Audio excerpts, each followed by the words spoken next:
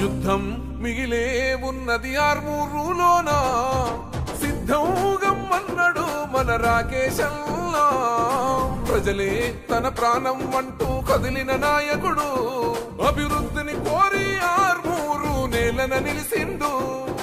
యుద్ధం మిగిలే ఉన్నది ఆర్మూరులోనా, సిద్ధం గమ్మన్నాడు మన రాకేశల్లా. ప్రజలే తన ప్రాణం అంటూ కదిలిన నాయకుడు, అభివృద్ధిని కోరి ఆర్మూరు నేలన నిలిసిండు.